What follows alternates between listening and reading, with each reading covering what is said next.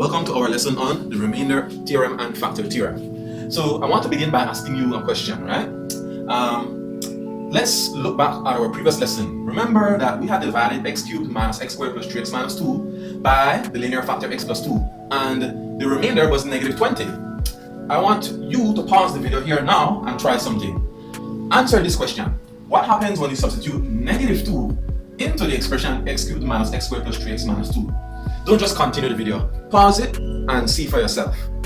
Okay, so that brings us to the remainder theorem, which says if f of x is divided by px plus q, the remainder is f of negative q over p. So that may sound complicated. What does it mean? Well, to use the little question I asked you just now to solve as an example to explain the remainder theorem, it's like this. This px plus q is what we call a linear factor. In the little example just now, it was x minus 2, right? What does this negative q over p mean? Where does it come from? Well, that comes from setting px plus q equal to 0 and solving for x. So if you were to solve this for x, you would have px is equal to negative q, which would mean that x is negative q over p. Applying that to this example here that I just asked you to solve, if our expression was x minus 2, if we set that equal to 0, if our expression was x plus 2 and we set that equal to 0, then solving for x, we will get that x is equal to negative 2. If we substitute that into our expression, which was x cubed minus x squared plus 3x minus 2, then you will have negative 2 cubed, take away negative 2 squared, plus 3 times negative 2 minus 2.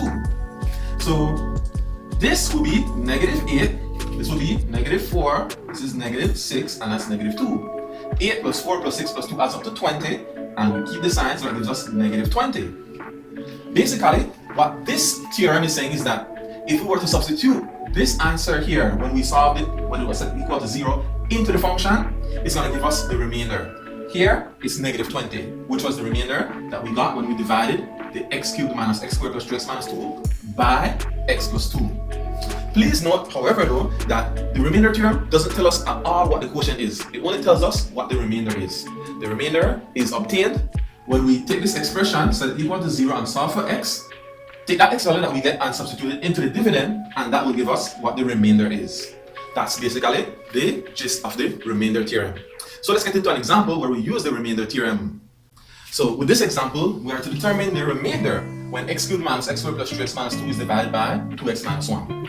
So to figure out the answer to this question, we have to first set our divisor 2x minus 1 equal to 0 and then solve for our value of x.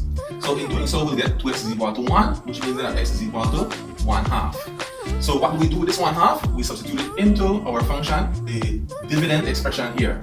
So we'll have 1/2 cubed minus 1/2 squared plus 3 times 1/2 minus 2. So 1/2 cubed is 1/8, 1/2 squared is 1/4, 3 times 1/2 is 3/2, and then we subtract 2. So 1/8 minus 1/4 plus 3/2 minus 2 gives us negative 5/8. Therefore, this is the remainder that you would get if you were to divide this dividend by that divisor. Let's get into another example. Okay, so in this example, we are told that when x cubed plus ax squared minus 3x plus 4 is divided by x minus 2, the remainder is 14. Using that information, we are to find the value of a. So, according to the remainder theorem, if we were to substitute x is equal to 2 into this expression, it should be equal to 14. So, let's do that. Where does the 2 come from in the first place? Well, just in case we're not sure, we set our divisor equal to 0 and then we solve for x. So when we substitute it in here, we'll have 2 cubed plus a times 2 squared minus 3 times 2 plus 4. And that should be equal to our remainder, which we're told is 14. So that's equal to 14. Simplifying, we'll have 8 plus 4a minus 6 plus 4 is equal to 14. Solving for a, we'll have 4a is equal to 14 minus 4 plus 6 minus 8. So 4a is equal to 8, which means that a will be equal to 2. So our value of a is 2, and this dividend expression is actually x cubed plus 2x squared minus 3x plus 4. You can check that answer by substituting 2 into that expression now, with 2 being the value of A, and seeing if it works out to 14 indeed. Now let's move on to the factor theorem. Now we come to the factor theorem, which is related to the remainder theorem. In fact, it is a special case of the remainder theorem. The factor theorem says px plus q is a factor of f of x if and only if f of negative q over p is equal to 0. Now you might be wondering, girls, did sir write an extra f? Is that a spelling mistake? No, it is not. IFF in maths is short for if and only if. It means that this theorem works both ways. What do I mean by it works both ways? So according to Pythagoras' theorem, if you have a right angled triangle, then the formula a squared plus b squared equals c squared will hold. And vice versa. If you have any whole triangle and you happen to notice that it is the case that a squared plus b squared is equal to c squared, then that means that it is a right angled triangle. So it works both ways. We say if and only if. So here with the factor theorem, if you substitute this into the function and it equals 0, in other words, meaning there is no remainder, then that means it is a factor, and vice versa. If this is a factor, then you should be able to substitute the negative q over p into the function and it will be equal to 0. So let's get into an example using the factor theorem. Okay, so in this example, we are told that 2x cubed plus ax squared plus bx minus 2 is exactly divisible by x minus 2 and x plus 1. In other words, it means that these two expressions here are factors of this dividend. So we are to find the values of a and b, and hence find the third factor. So applying the factor theorem, we know that if x minus 2 is a factor, that means that when we substitute 2 as our x value into this expression here, our dividend, then it should be equal to 0. So let's see, we'll have 2 times 2 cubed plus a times 2 squared plus b times 2 minus 2 is equal to 0. Simplifying, 2 cubed is 8, 2 times 8 is 16, 2 squared is 4, so that's 4a, that's 2b, and that's minus 2. Next, if x plus 1 is a factor, that means that when we substitute x is equal to negative 1 into this expression, it should also be equal to 0. So 2 times negative 1 cubed plus a times negative 1 squared plus b times negative 1 minus 2 is equal to 0. Simplifying, we'll have negative 2 plus a minus b minus 2 is equal to 0. Now, we can't solve this equation here on its own for either a or b, nor can we solve this equation here on its own for either a or b, because this equation has two unknowns. This equation also has two unknowns. We have a pair of simultaneous linear equations, so we can solve those.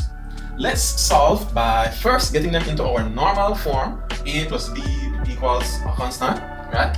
So here we'll have a minus b is equal to, and then I take that negative 2 and that negative 2 over, I add them, I get positive 4, and then here I'll have 4a plus 2b is equal to, I take that across, it's positive 2, I take that across, I subtract 16, that's negative 14. So I have here my pair of simultaneous equations. 4a plus 2b is equal to negative 14, and a minus b is equal to 4. You students have learned how to solve simultaneous equations using either substitution or elimination method. Whichever way you choose to do this, the choice is yours. You get that a is equal to negative 1 and b is equal to negative 5. Whichever way you do it, substitution or elimination, these are the answers that you should get, so long as you do it correctly.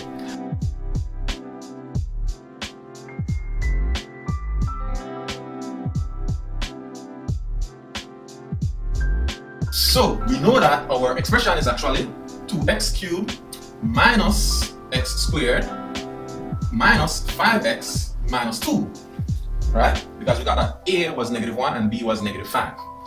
So how are we supposed to find the third factor? Well, we do that with a little bit of logical thinking.